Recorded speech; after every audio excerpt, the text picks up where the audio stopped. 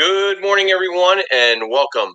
This is Joe Scarice, founder and host of the Creative Bird Strategy House and Creative Bird Strategy Podcast, live here every Saturday morning, 8 a.m. Eastern Standard Time, and every Sunday morning, 9:30 a.m. Eastern Standard Time. We'll get started here in just a few minutes. Let me get myself officially set up here as the thumbs work as quickly as possible. So we'll do a quick share. Very busy this past week. We had a great discussion yesterday. Keep moving them along. We're going to be hitting our 50th podcast with the Creative Bird Strategy podcast as of next Saturday. So I'm pretty excited about that. We are working on some updates and some things that you'll get to see newer to the podcast probably in the next week or two. We're working on them behind the scenes. So stay tuned on those. So I'm going to just do a quick invite to a bunch of people and share this out so we can get started with our discussion this morning and mastering midterm rental strategies.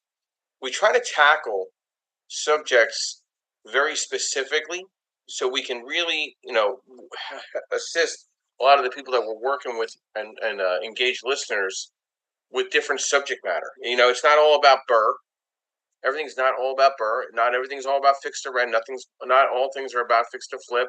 Multifamily, we have to peel that onion down on a weekly basis with different, more granulated subject matter. And if there's a subject we are not touching on, please, by all means, let me know, and we'll hopefully be able to kind of provide that out for you in our upcoming episodes.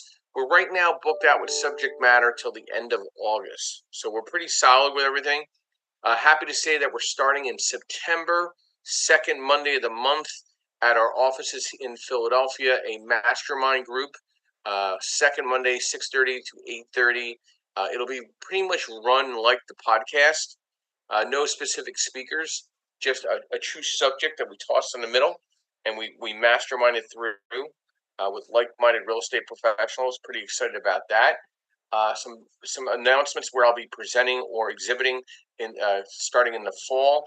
I'll be at Think Realty in Orlando, Florida. Ocean City, Maryland, I'll be at the Maryland Realtor Expo. In Delaware, I'll be at the Delaware Realtor Expo, and then I'll be in I think I'll be at the NAR Realtor Expo in November.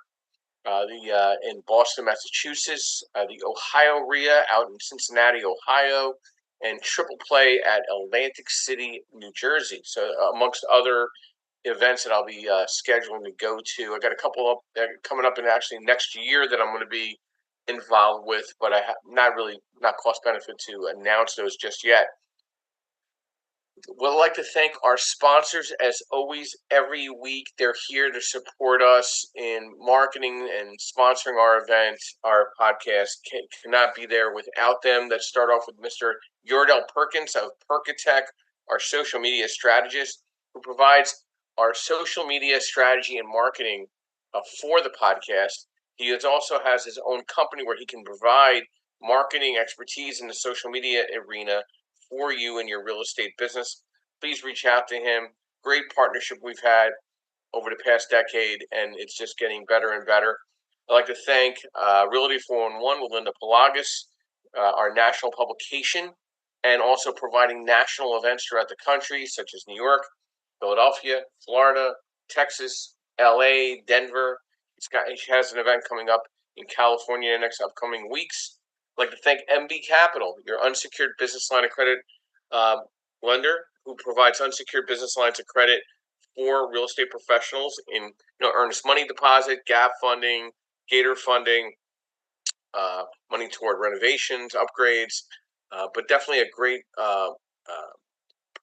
group that's providing that shoehorn of monies that you need to get into that first or second or the 100th deal. And then I'd like to thank Lenmark Capital, where I'm a senior loan analyst, providing asset-based lending for real estate professionals nationwide, DSCR, fixed to rent, fixed to flip, multifamily, mixed use, new construction, strategy, advisory nationwide in all 50 states. So our discussion today, mastering midterm rentals. Mastering midterm rental strategies involve understanding a unique market segment that caters to tenants looking for accommodations ranging from 1 month to 1 year. And I'll tie in some key strategies to consider before we open it up to our moderators. One is understanding the market, targeting your audience, identifying the target audience, such as business travelers, digital nomads, people relocating for work, students, and those undergoing home renovations. Market research, analyzing local market trends, occupancy rates, rental demands, websites like Zillow, Rentometer, local real estate reports, providing valuable insights. Number two, property preparation, furnishing, utilities and services, and the comfort and convenience of the home itself. Very important. Appliances, linens, basic household items that make the tenant stay comfortable and adding value. Number three, pricing strategy, competitive pricing, setting a competitive yet profitable rental price, flexible terms, offer flexible lease terms that can accommodate different tenant needs, such as month-to-month leases, seasonal adjustments, adjusting the price based on seasonal demand. Number four, marketing and advertising, online platforms. Where do you go? Listing your property on popular midterm rental platforms such as Airbnb, Vrbo, and specialized sites like Furnish Finder. High quality photos, detailed descriptions to the marketing and advertising, very important. Number five, tenant and screening and management. Screening process. Implementing a thorough screening process to ensure reliable tenants. Clear communication. Maintaining open and clear communication with tenants. Professional management.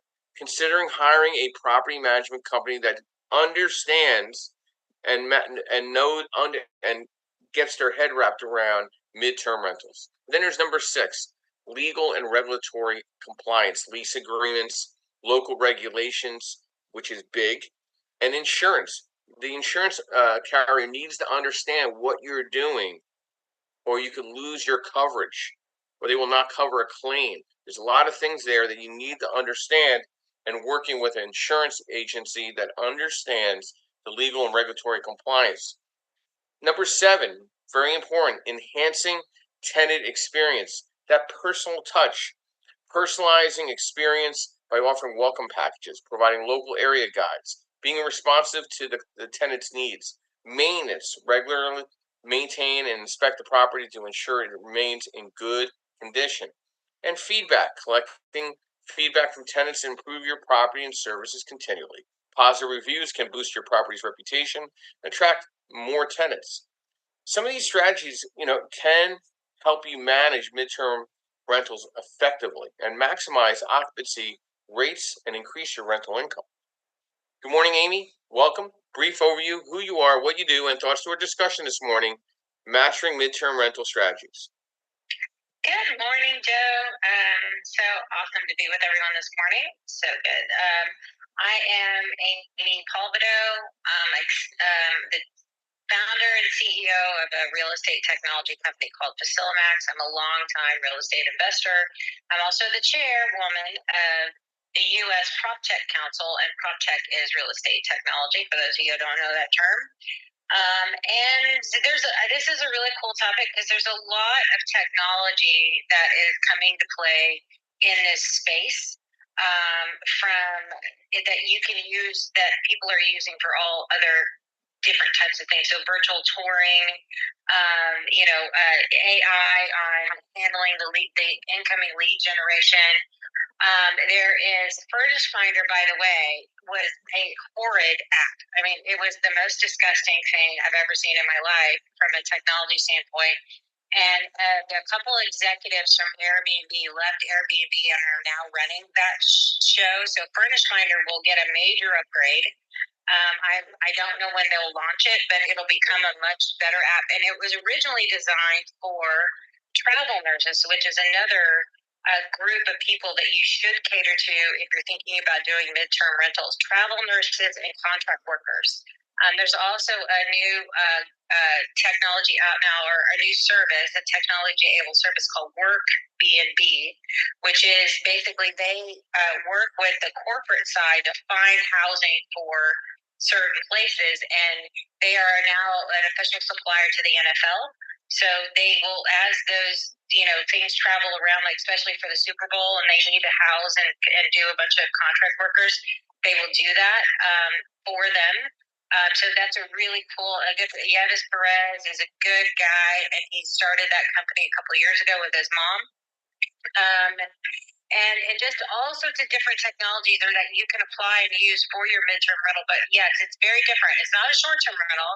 It's kind of part hospitality, but a lot of multifamily is getting into that game where they're taking page from the hotels on how to be more concierge-like and how to be more a tenant experience-like. And how do you do that? I mean, if you're going to get into the midterm rental game, you really, really have to be really good at hospitality and understanding that they're gonna have different demands of you than a normal rental per se, right? It's a midterm rental. They have to be furnished. You have to have good furnishings. You have to maintain that property well. It's going to be like a long-term extended stay hotel almost, but they expect the hotel experience. So it's really interesting, but there's a lot of technology coming out now that can help you. So you're not having to feel like you have to have a whole team to do this if you have one midterm rental. You can do it on your own with a lot of tech. So that's my half nickel there. Well, Amy, I got some great news for you. Next Saturday, rumor has it, we are tackling AI, the implementation into real estate. So, well, look at that. Well, you're going to have to get your best bed headed up early or on a Saturday morning. It came in like the last 5 minutes of the last one because I was like staying up late. And I don't know if you know, but I'm getting a master's degree, and so I have to. It's like I'm the council. I'm the chairwoman of the council. I'm a startup founder, and I'm a single mom, and I'm also getting my master's degree. So I couldn't get up early yesterday. I get it. It's studying all night. Well, I don't get it. I don't get it being a single mom, so I don't understand that. But I understand hustling, which I know you do hustle, and I do respect that a lot. I think midterm rentals is going to have a place. Actually, I think it's going to have much better of a place than short-term rental over the next 5 to 10 years.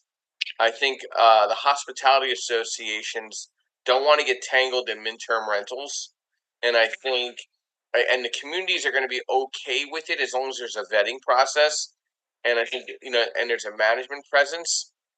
There's definitely there's going to have to be favorable leasing in place for the landlord to get rid of the tenant if it goes sideways. That's my concern. Yeah, that's the hardest part, right? So when you get into these Airbnbs and work and all of those midterm rentals, it's not a typical, especially if you're operating through a platform like Airbnb, it's not a rental. I mean, but somebody's staying there, so it's a gray area for eviction laws, right? I mean, are they a tenant or not a tenant? Not really, right? So how do you navigate when someone wants to squat in your home and not leave? Right? How do you kick them out? Like, how do you manage that whole process? Right?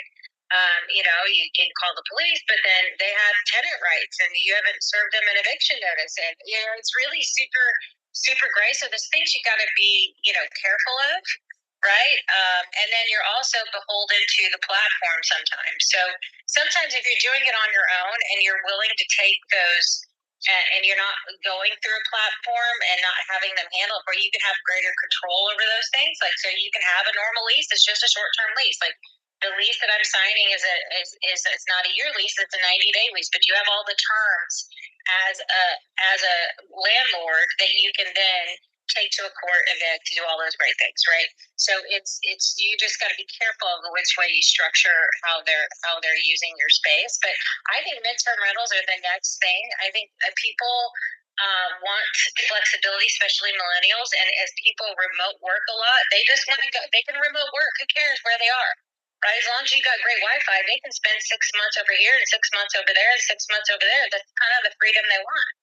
And so I think midterm rentals are going to be a huge, huge market for the next, long time until the trends change, for sure. So, from a lending perspective, if we see a midterm rental lease, we're going to look at it as vacant and only take 5% off on the LTV on maximizing the DSCR. So it's not the end all, the break all.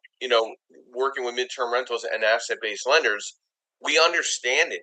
We understand what's going on, we are going to look at a market rent to that property to make sure to assure that the debt service can work, and that appraiser is going to tell us what that market rent's going to be, right? So that's so interesting. Because then they're going to make it's going to be hard to finance, because if you're looking at a midterm rental as it's basically vacant, or I mean, it's saying that a year lease is actually worth gold when it's really not. Like, anybody can skip or bounce on a year lease, right? So why are we placing value on a year lease when it's not really that valuable? Like, I mean, you can. I mean, it's obviously a year lease would be great, and we're gonna obviously do our good job to qualify the best tenants, but they can leave it. I mean, so I don't know why but I get the lending community's got to mitigate risk, and they're going to do their thing. They prefer a year lease over a 3-month or 6-month lease. But that's an interesting deal. But it's not an interest. It's not a make all break all, because I mean, like 70% LTV is still not a bad LTV to be at. Oh no, for sure. Instead of 75, or you're just gonna have a little more skin in the game, but you're gonna spin off a lot more cash. You might make all that back, month 6. Oh, I see what you're saying. Yeah. No, I mean, I never over levered my properties. You just can't do it. I always try to get like 65%. That's it. Like, if it didn't pencil there, I wasn't going to do the deal. Right? You just there's too much unknowns. There's too much stuff you're walking into that it does not make sense at 60 to 65. Whatever. Like, move on. There's another house. There's another deal.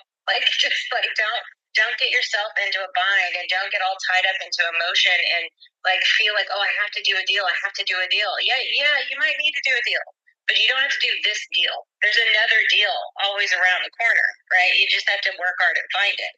But that's not a deal. And so for people get all emotional, all tied up into the hope that this is going to, then make bad decisions. No, I feel you for sure. So let's talk about some pros versus cons. Thank you, Amy.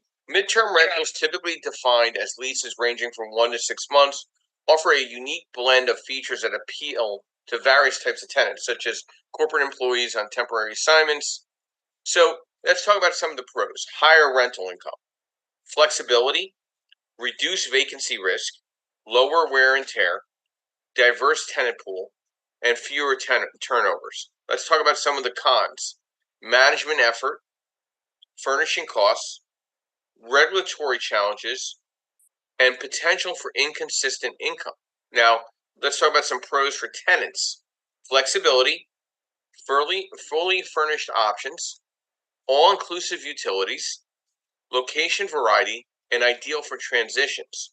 Now, some of the cons for tenants: higher cost, limited availability, potential lack of personalization, uncertainty, and lease restrictions. Now, midterm rentals offer a balanced option for both property owners and tenants, combining some of the benefits of short-term and long-term rentals. For property owners, they provide an opportunity to maximize rental income while maintaining flexibility, though they require more management effort and initial investment in furnishings. For tenants, they offer a flexible, often furnished housing solution for temporary stays, albeit at a potentially higher cost and with limited availability. Good morning, Deborah. Welcome. Brief overview: who you are, what you do, and thoughts to our discussion: Master Midterm Rental Strategies.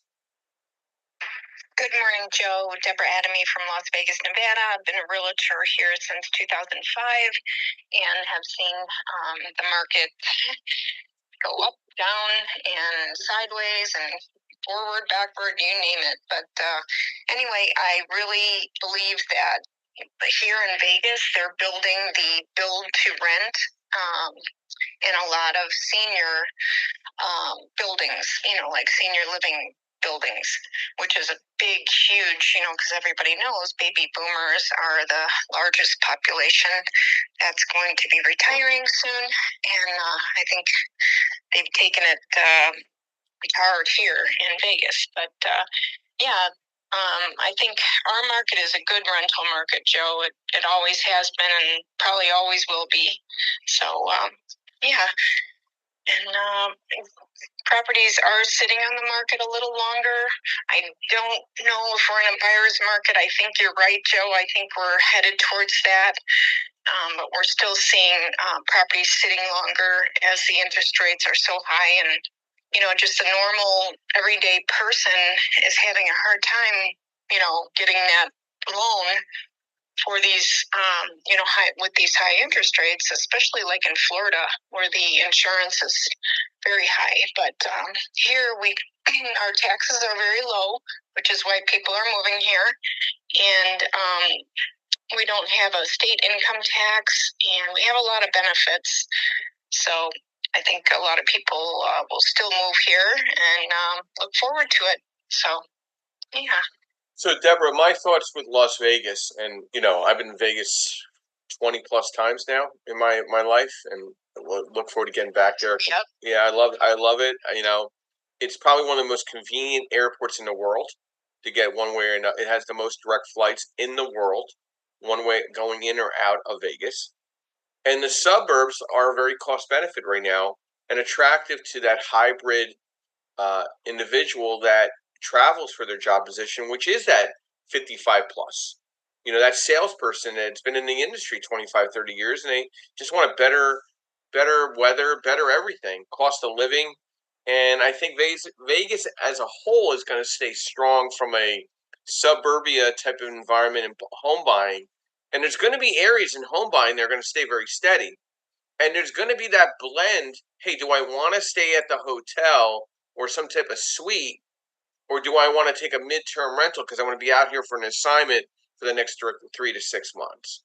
Remember, a place like, and I'm sorry, Deborah, go ahead. Go ahead. No, exactly, Joe. I totally agree with that. And also, I wanted to mention Pahrump is getting a new space airport. They're building that out there. And also, in Henderson, they're building a new Hyatt, I think it is, on the mountain. So they're building a lot here. So there's opportunity in Pahrump. I don't know if, a lot of people don't want to take the hour drive from Vegas, but it is cheaper. But yeah, so midterm rentals, I agree, Joe. Yep, sorry. No, it's all good. And this is another thing that I could tell you about midterm rentals in Vegas.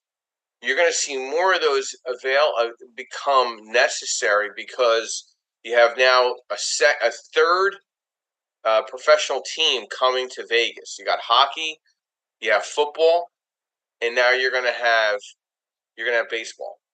Okay, and I don't think basketball is too far behind. Okay, and once you have all that elements, all those people that work on behalf of those sports teams are going to need temporary stay 3-6 months out of the year because not all of them are going to commit to living in the Vegas area. They're from other areas, so it'll be very interesting to see how you see. I think you're going to see a change in the conventions too, and availability on conventions being held in Vegas. They might get pushed to other markets such as Chicago or Indianapolis or certain areas in Texas comparatively to Vegas because of availability. And it'll be interesting to see how the midterm rental environment enhances because of all this enhanced sports presence.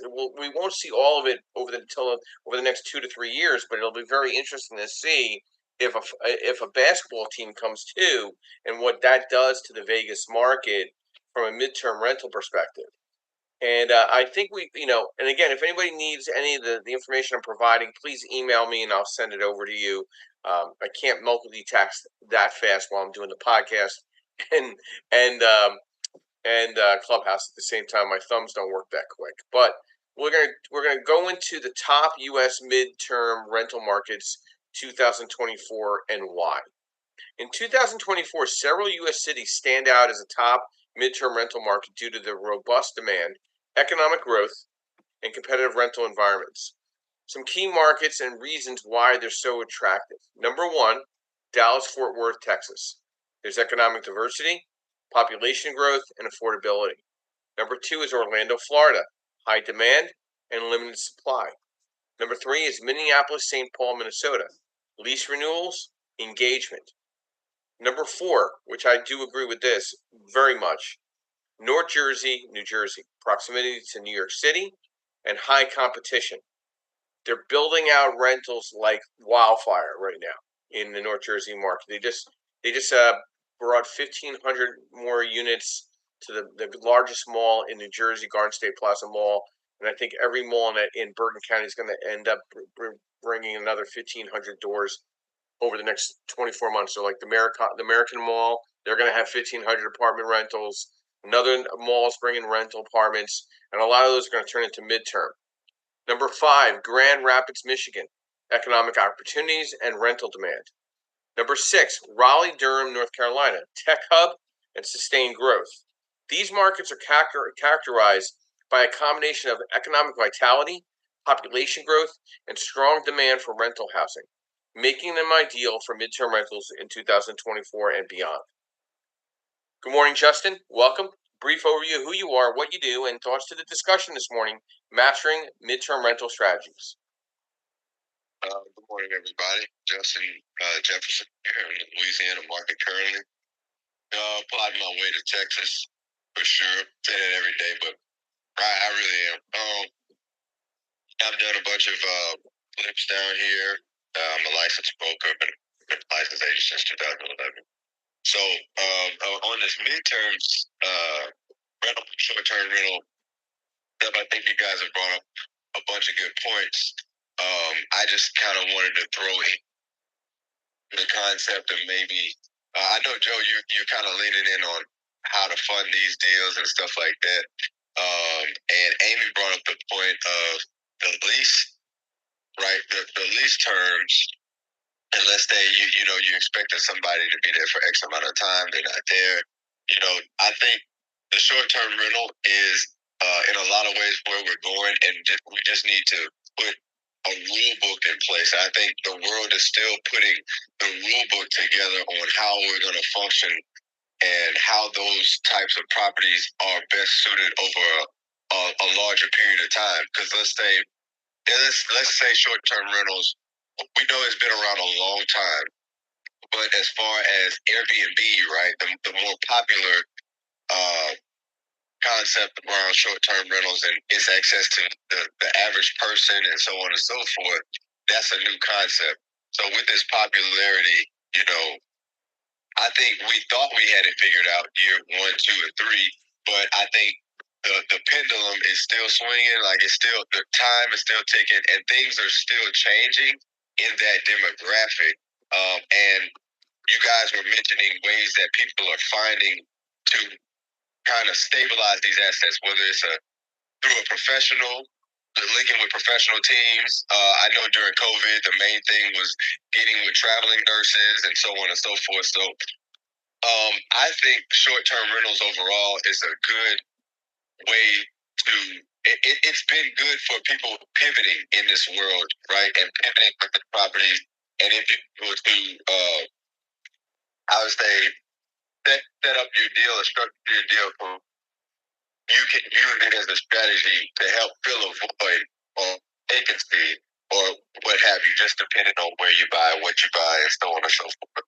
And if you're building to rent, I think people building to rent in certain areas should almost, I believe, right, I think it's an extremely good idea to incorporate some sort of availability for short-term rentals in your vacancies, right? So if you have a 10%, 20%, 30% vacancy on anything like that, right?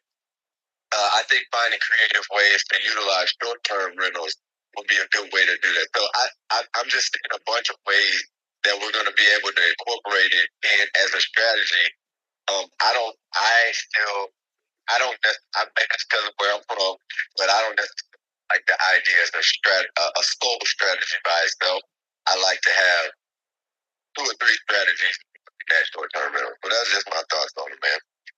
So I'm going to touch on a couple things. First, you missed a great chat yesterday, Justin. We talked about the top 15 most dangerous cities in the country right now, and 3 of them were in Louisiana.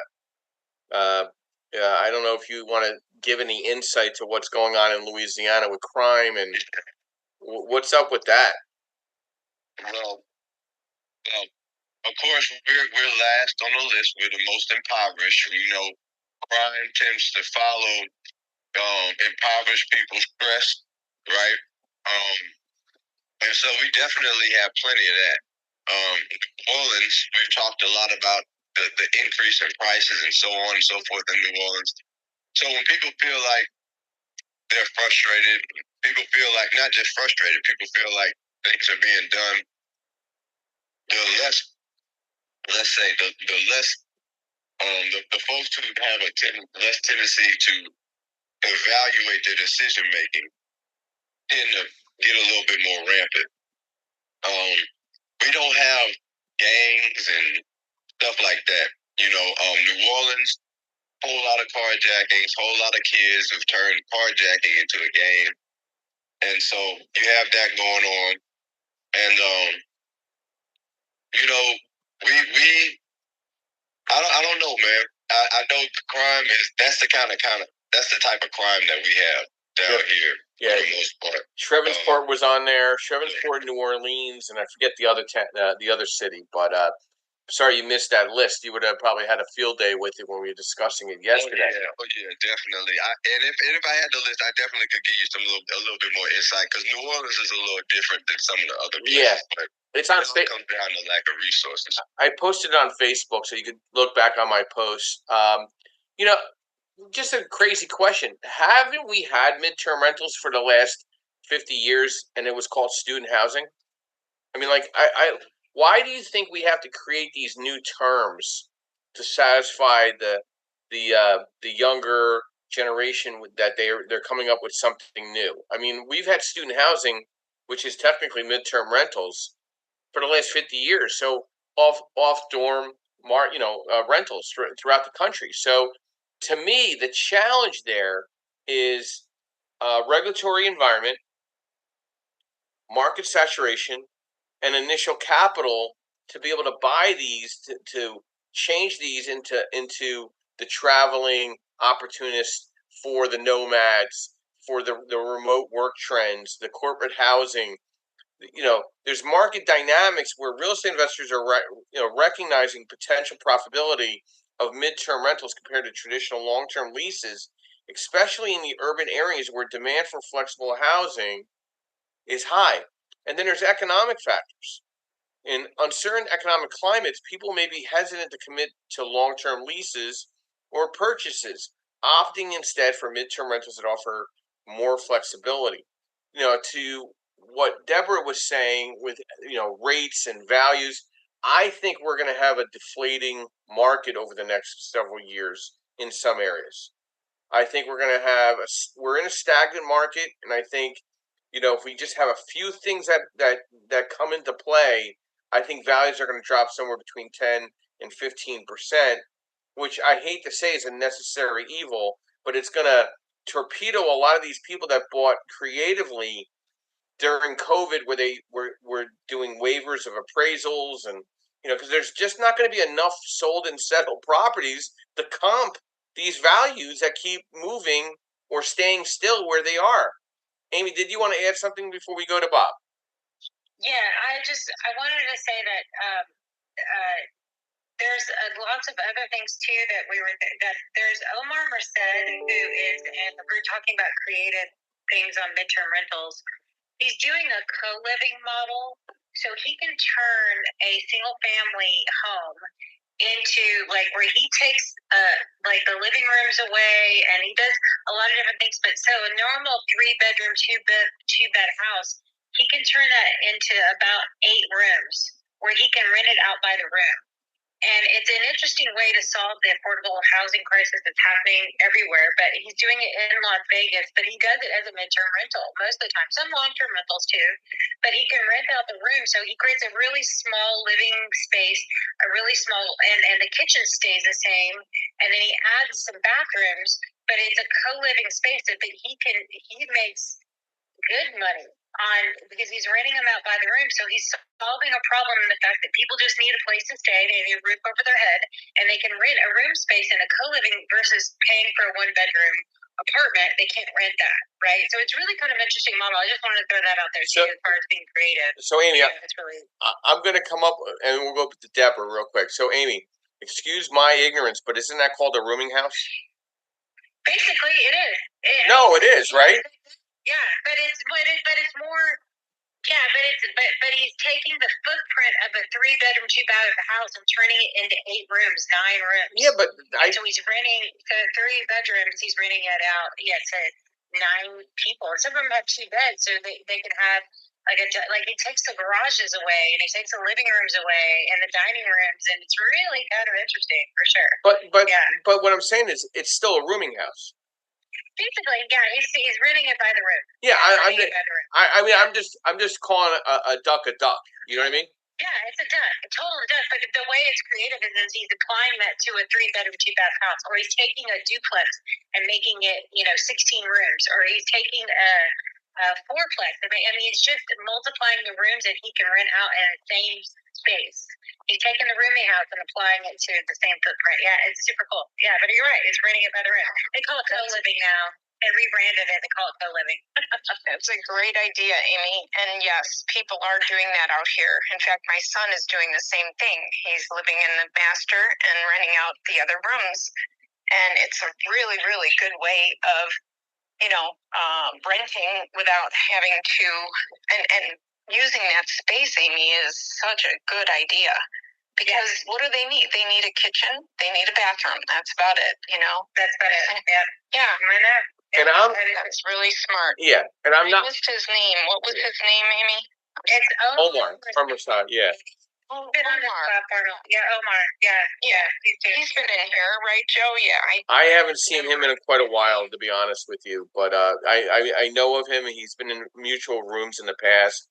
Yeah, listen, rooming houses have been around for several hundreds of years. They've changed, they've changed colors. They're like a chameleon. They give it different terms.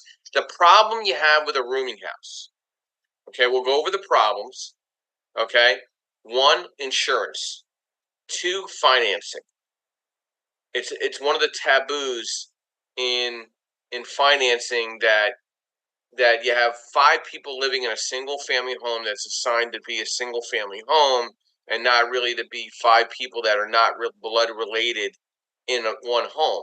So lenders, such as an asset-based lending, as well as conventional financing, most of the rooming house financing is done privately, true private money. Like somebody has a self-directed IRA, they lend money to so-and-so, and they set up terms. Banks do not like them. Asset-based lenders don't like them because there's no leasing in place. It's kind of very loosey-goosey. Property management is more of a self-managing perspective. Location selection and the proximity to amenities and safety and accessibility have concerns. Tenant screening's a little, sketchy. There's not really a lease. You could just throw somebody out. It's kind of a weird thing. I know there's a lot of people on this app that sells like the houses for the homeless and put 10 people in the same house. That just looks dangerous, is dangerous, and could be problematic. And the marketing and advertising of it could be illegal. So you got to be very concerned. If something looks good, smells good, doesn't always mean it's going to taste good. Okay. I'm concerned about zoning laws when it comes to this and the financial management of it. You know what I mean? Like, I think long term, rooming houses are a temporary blip. Like the rooming house I owned at one time is no longer a rooming house. It's a 3-family house because eventually the city came in and said, "Listen, enough is enough. Too many people coming in and out. We don't want this anymore. This is a neighborhood." So it all depends on the community and location. I think you can get away with it longer term in more the urban settings. But I think in the long term, it's not a really good financial object to finance against because there's really no net to catch on the back end. So, Amy, did you want to add something to that? Yeah, I mean, so some of the issues you raised, you can handle by using professional leases, obviously he gets an insurance. He does an umbrella policy for his stuff.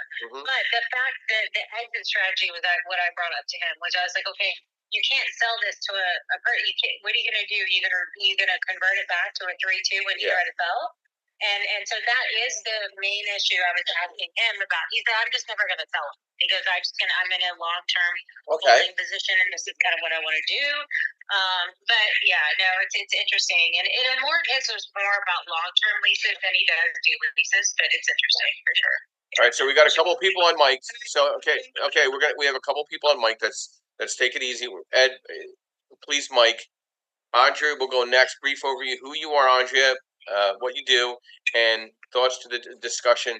Mastering midterm rentals. Sure. So my name is Andrea. I'm with Coast to Coast Turnkey. We buy and sell homes in the Pittsburgh market. We buy and hold homes across the country. I'm really happy we just closed on our first 10 units in Corpus. Been wanting to get to Texas for a while. Anyway, in terms of midterm rentals, we stay in the long-term rental market for the most part. However, we're just looking at these what I used to call SROs, right? I'm from New York. SROs of single room occupancy was at the turn of the century up until the late 80s was really popular because of the lack of space. People were very happy to get a room and a shared bathroom. I think I see that coming into play again because of affordability. And I disagree with you, Joe, that it's a short-term solution. I think it's going to be more common than less. The biggest issues that I see, and you pointed some of them out, were the insurance. I know that you can, at least in Pittsburgh, once you get it with people that are going to stay for a while and you have a proven track record that you've been in business and your rooms have been rented, you can actually get bank financing on these properties. So you start with a personal lender and then you move over. The biggest problem is occupancy permits and having the zoning permitted and the fire department. So what I'm seeing in Pittsburgh is the fire department is getting more involved in occupancy than they had been in the past. So that's what I see as issues because they're concerned about the egress. Yeah. If there's a fire, do you have sprinkler systems, depending upon how big your house is? It becomes more like a true commercial building than a residential residence. Well, Andrea, I appreciate you coming up, and I will agree that we disagree. I don't see a future in rooming houses. I see it as a dead stick. I don't see, like Amy said, how you can't really sell it to the next generation because there's no financing on the back end. If I've had 20 inquiries on rooming houses that can't be financed, I've had 100. So I don't see a lot of people stepping up to finance these unless there's a little more structure to it, or a lot more structure. Not a little more, a lot more structure to it. It's definitely a true private money play.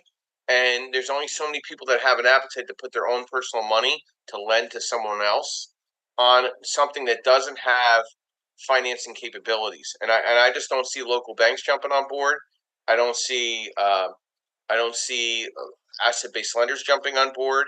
I see asset-based lenders recognizing midterm rentals and short-term rentals because the worst case, if the property does not fit the occupancy rate that's needed to cover the DSCR, the market rent should pick up that difference. And also asset-based lenders are taking a lower LTV to lessen their risk. And it's also providing room to the client in case of downtime or economic downturns, because there's money that needs to be put into some of these places on a consistent basis. There's just a lot more wear and tear. But I think the midterm rental has a space really in the corporate environment because people are working hybrid, or they like being nomads. They like going city to city for a couple months at a time. The snowbird mentality. Okay. And listen, we're allowed to have opinions like everything else, right? 100%. 100%. Thank you, Andrea, for your insight. And give a little background about your company, Coast to Coast. and what you guys are up to recently.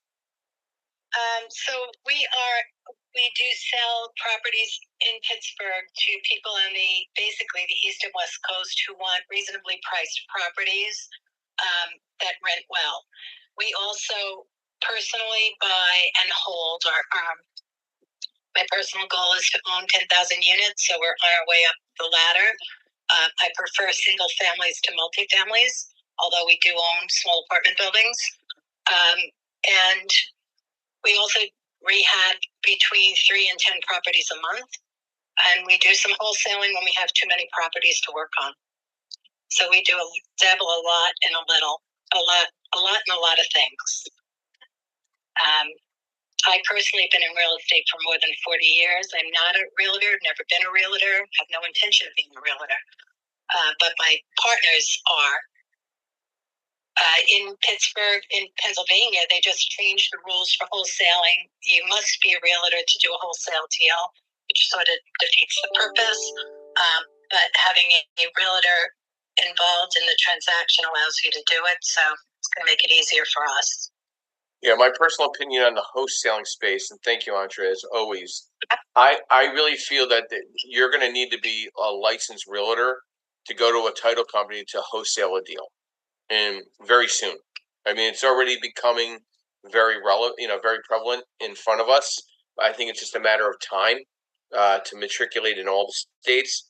But I think we're not going to have a choice in the matter, because what I'm seeing in the wholesaling space, in the gouging of assignment fees, and I call it gouging at this point because it's just blatant.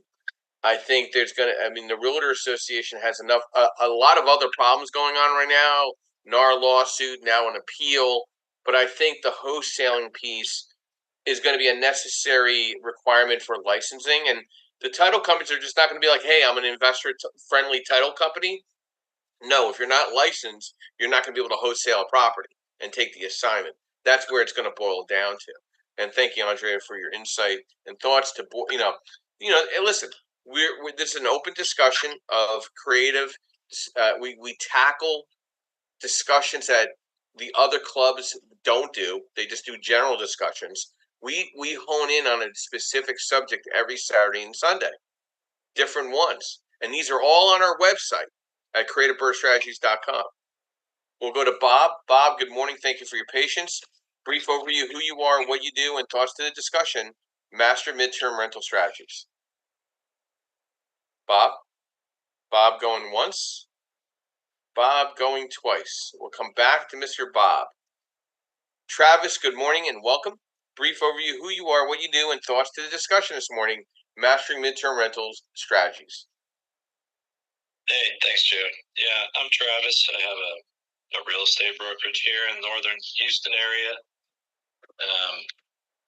Andrea, if you're looking for some rental properties to invest in the Houston market, I have a few clients that are interested in selling there, so you might want to hit me up, as they're not on the market yet, and they're all rented. So, yeah, I have some experience managing midterm rentals. I myself have never owned any midterm rentals. I'm like you, Joe. It's like every few years somebody comes up with a new acronym or something, just like BRRRR. That didn't exist when I started investing in real estate. And when I found your club, I'm like, what the heck is BRRRR? Like, I've never even heard of that. And I found out, I had been doing it the whole time. Okay, so now there's an acronym.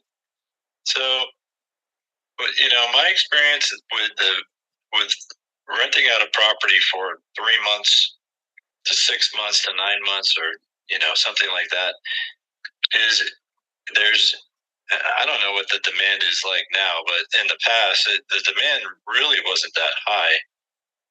There was definitely a longer period of vacancy when the house would sit vacant, waiting for somebody that wanted to rent the property for 3 to 6 months. And in my experience, that was normally somebody that was moving to the area, and they wanted to see if they wanted to, where they wanted to live. So we're going to rent something furnished for 6 months or something, or they're having a house built. and they were, in between houses, and they'll rent something furnished. But like what you were talking about with student housing, yeah, I mean that makes more sense. My own experience with that is when I was in university, I could rent my parents to buy this old farmhouse in the university town I was in, and we turned it into a six bedroom, 2 bath home that me and 5 of my buddies all lived in, and we rented it out from them. And they continued doing that afterwards, and it was a good way for them, to make money and not have to pay for dorms and whatever for myself. And my brother continued in that path, and he has an apartment over his garage that he rents out to students, and that's been really good for them. So in that sense, I see the benefit. I know that people think that there's a lot of nomads out there moving around here and there, but I haven't experienced that myself. So, Houston is I guess, a pretty sports centric city. Travis, are you seeing the midterm rental being impacted because now that the traveling nurse thing is kind of faded away post COVID? Are you seeing more sports centric employees taking advantage of that, or like corporate, people inquiring, saying, "Hey, I got a guy coming here or a gal coming here to do some IT work for 6 months. Do you have a corporate rental?" I mean, is midterm rental a corporate rental? Because to me, 30 years ago, it was a corporate rental. I don't know. I mean, it's like a chameleon. It just changes its name every 5 to 10 years, and somebody comes up with something more creative. You know what I mean? Yep. Yeah, I agree with you, man. So yeah, there's a lot of corporate housing, and I guess that's a better way to think about it. It's as midterm rentals, and yeah, that does happen quite often. Somebody will come to like the Exxon campus here near where I live, and they're working on the project for 6 months, and they need something furnished. More of what I've been involved in is, we call them the expats, come from overseas, and they come work for an energy company, an oil company, and they have a budget of usually between $4,000 and $5,000 a month is what they can spend on a rental, and they're not leasing something furnished. They're going to lease unfurnished, and they'll get their own furniture because they plan on being here for a few years. So I've had clients that would buy properties that would fit what those guys would want, right? So like a 4,000 square foot house with a pool that we'd rent for $5,000 a month. This is when those homes you could buy them for 400,000. So he was making some good money. Yeah. So, well, isn't there a certification? I don't know. Maybe it's me, but I always thought there was certification on relocation specialists for realtors. And isn't relocation specialist somebody that gives temporary stay or midterm type of environment to get them a permanent stay when people move into a new area? Isn't that what realtors are supposed to do? Right? Did I miss something? Yeah, there's a relocation, designation you can get as part of being a realtor after you take some courses. But those guys are usually involved in helping people relocate to the area, and they're working with these big companies. And right now I can't think of their names, but anyway, they're helping them find either long-term rentals or something to buy. Yeah, I'm being facetious because I'm like, I'm being facetious because all this has been here present. We've just changed terms to fancy up the industry to keep it, fresh. You know what I mean? Like, right. But, like Travis, when we first came into the industry, 30 years ago, Bird didn't exist, but you just logically bought something renovated and it should be income producing on a napkin. The napkin technique, it was called back in the day. And then they gave it another name. They gave it another name. To me, like a rooming house or boarding house, now they have these different names because they're just trying to get financing to recognize it. That's the thing. Okay, they're trying to get a bank or banks or the industry to say, "Hey, listen, this is a viable piece of pie to the rental market, and it should justify lending options." So what they're doing is trying to throw lipstick on a pig that's been always a pig for the last 50, 60, 100 years, 200 years. But now they want to fancy it up to get financing background to it. I'll give you an example, like midterm or short-term rental. When it comes to multifamily, and Amy will confirm this, they will consider that unit vacant. And if there's too many short-term or midterm rental in a multifamily building, and it will impact the vacancy to the overall gross income collection of the property. Amy, am I correct? Yes, sir. Okay, so until the agencies recognize this, or some type of asset-based lending environment backs this, a lot of this is going to be you got to walk carefully across the path to be a successful real estate professional in any slice of the pie that you want to tackle. Ed, good morning and welcome. Brief overview of who you are, what you do, and thoughts to our discussion. Midterm rental strategies. Good morning, group. My name is Ed. I am a preferred partner with MB Capital, and I'm also a personal asset manager. And I want to go back to what you said about wholesale, Joe. I think it's a very good idea that you should be licensed. And my strategy is going to be, because I'm a realtor, is to buy and then do a quick flip. Buy it low, put some paint on the outside, do the landscaping, clean it all out, and then put it back on the market for a quick 10, 15, 20,000. So Ed, you're going to be able to make more money doing it that way than wholesale. So Ed, I'm going to give you a couple predictions. You ready for this? I think in the next 36 to 48 months, because of NAR and everything that they're under fire, wholesaling is going to require a real estate license, okay, across the country. Also, you're going to have, with the listing environment, you're not going to be held to list with one realtor anymore within the next 36 months. You're going to be able to list it with multiple AI or live individuals to list your property. It's going to be an open listing. That's what I personally. But I mean, it's going to be very prevalent, Travis. You're not going to have to sign anything. You're going to be like, okay, I'm going to put it with these 20 different sources, and take it or leave it. I'm not signing anything obligated. Travis, do you think I'm incorrect? And Ed, what do you think? I think that's free enterprise. I get it, but I think AI is pushing all this. All this is being pushed into an open game. I mean, it's always been there, but I think it's going to be more allowable and recognized in the industry. Maybe that'll set the tone for competition. I mean, midterm rentals are, again, I think, a very unique piece. It won't be like a FSBO. No. Represented by some real estate. Correct. So thank you, Ed, for your insight and your thoughts, and I appreciate that. Always good to see you around. Ed's been a colleague of mine and friend of mine since, and he will claim that he's friends of mine for the last 14 years. Ed, is that true? No, I don't brag about it, but I do let people know. Well, thank you, Ed. Thank you for being here this morning. You're welcome, Joe. And I appreciate your vast knowledge in use of information. Yes, I learned it all from you. Thank you. Thank you very much. Eddie, good morning and welcome. Brief overview, who you are, what you do, and thoughts to a discussion this morning, mastering midterm rental strategies. Hey, good morning, Joe. Thanks for inviting me up. Eddie Gwynn, I'm a buy and hold real estate investor. Reside in the Dallas, Texas market, but I only invest in Kansas City, where I'm from. Just a much more affordable market. As it pertains to the topic today, midterm rentals, we have a couple of midterm rentals. We have them on the platform with Furnish Finders.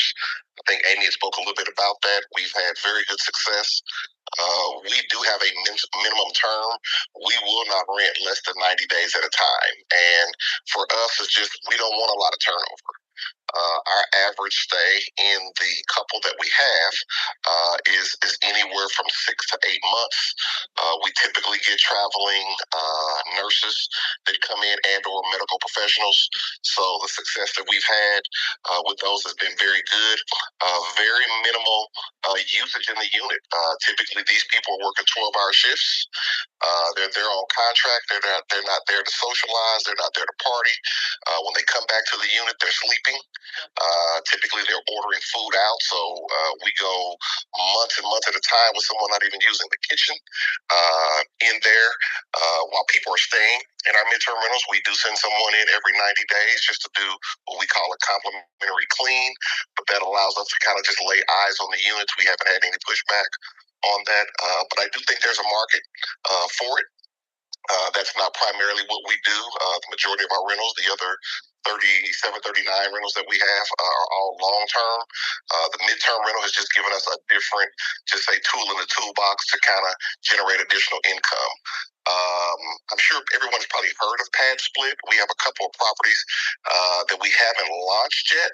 I'm curious to see if anybody has any feedback on the Pad Split and the co-living space platform that they have. Thanks for inviting me up, Joe. Thanks, Eddie. Amy, did you want to give some additional insight? Yeah, so PadSplit's a great product. Eddie, I know the CEO. He's a part of the U.S. Project Council. Atticus is a good guy. I met him way back in 2020 when he had first started. They're working on the product. I know the people that use PadSplit, and you can talk to Omar Merced about it. He uses it in his co-living spaces and actively uses it. It's a great way for you to divvy out your house. I mean, it's a good product. It's been like the mainstay for room rentals and midterm rentals and that kind of thing. So if you're doing it room by room, that's what they were designed for. That's what PadSplit was built for. So it's a good product, but Omar uses it actively now. So that's who I would refer you to. Thank you, Amy. Thanks, Eddie. Thanks, Amy. And Rantrapreneur, good morning. Brief overview, who you are, what you do, and thoughts toward discussion, mastering midterm rental strategies. Good morning, everybody. My name is Rantrapreneur, and thanks for bringing me up, Joseph. I'm actually a real estate investor out of Philly, Pennsylvania. I'm actually a wholesaler, and I had put it in the chat. And currently, you do not need to. I think I heard someone say that you need to be a realtor to wholesale. No. We said we think you should be. A realtor. We think say that again. We think you should be in eventuality. I think the industry is going toward that. That's what we said. Right. No, but someone said you need to be like it's a current law, and it's not. Well, you need to have a license in Philadelphia. You need to have a license in the county of Philadelphia to host it. Right. In Philadelphia, right. But they don't enforce it just yet. Yeah. I think it costs like $200. You have general contractors insurance, general insurance, so to speak, and things like that. So for those that are interested, just note that there are some requirements. I think it's like $1 million and what have you. But right now they're not enforcing it. But I do see them enforcing it in the next couple of years or so. I do see that happen. Yeah, I think that they're not going to have a choice in the matter and where it's all going. And listen, the more creative we get and really pull this onion down, and take the slices, we might not like what we see when we get to the middle of the onion, but in the meanwhile, AI is pushing a lot of this forward. You're going to see a lot of things come fast and furious over the next 12 to 18 to 24 months, some faster than others. I think the wholesale licensing is going to collaborate with the real estate license in eventuality. Don't know when. I think the whole listing of properties is going to change. I think the buyer agency is changing as we see it in front of us. And it's going to keep changing. I think it's going to wither the weak. I think it's going to allow the more experienced, transparent, better communicative realtor to be a better realtor, to be able to, because if somebody can't explain themselves, they shouldn't be in the industry that they're representing. That's my personal opinion. And that's my opinion. But that's why we have these discussions. And we agree to disagree. And we did, and that's why we have the, good, detailed overviews every Saturday and Sunday. But my overview to the midterm rental market, which I think you need to think about, from the discussions we had here today, remote work trends, digital nomads, corporate housing, student housing, market dynamics, and economic factors will evolve with midterm rentals and short-term rentals and pad splits and rooming houses. Now, will the financing catch up with it in time? That is the question. Okay? That is a question that's out there. While these trends indicate potential growth in our market, the actual expansion will depend on regional factors, regulatory environments, and broader economic conditions. And if you feel that I'm off, I'm just giving our details, we're giving our experience, my call to action. All these individuals that came up here to give their time, why not reach out to them, have that discussion with them? I mean, why not having a detailed discussion to their market and what they're doing and how they're doing it and their why? And that's why the Creative Birth Strategies House was created. The podcast was created. We're the only room in Clubhouse that has its own website and domain, creativebirthstrategies.com. We're the only podcast here on Clubhouse that offers educational tools for real estate investors to educate themselves. We also provide CE for licensed real estate agents on wholesaling in September 2024 starting, and then also navigating asset-based lending for 3 credits in every state in the country. And we're part of our sponsorships. We have sponsors. We have Realty 411 providing national publication for real estate professionals throughout the country, as well as national events throughout the country. We have MB Capital that provides unsecured business lines of credit for real estate professionals. We have Lendmark Capital, senior loan analyst, myself, providing asset-based lending nationwide in DSCR, single family through 4 family, 5 through 25, fixed to rent, fixed to flip, new construction. And then we have Percatech, which is providing social media strategy for you and auditing your social media profile and your brand to enhance with Mr. Yardell Perkins. Have conversations with people.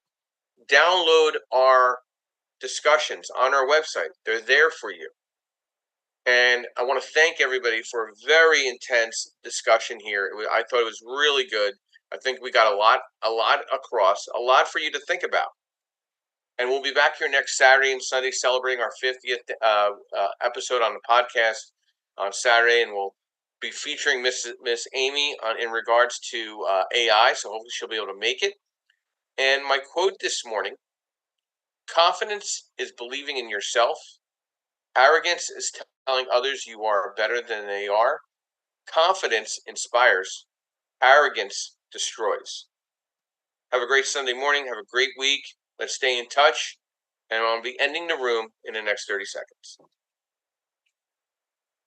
Happy Sunday, everyone.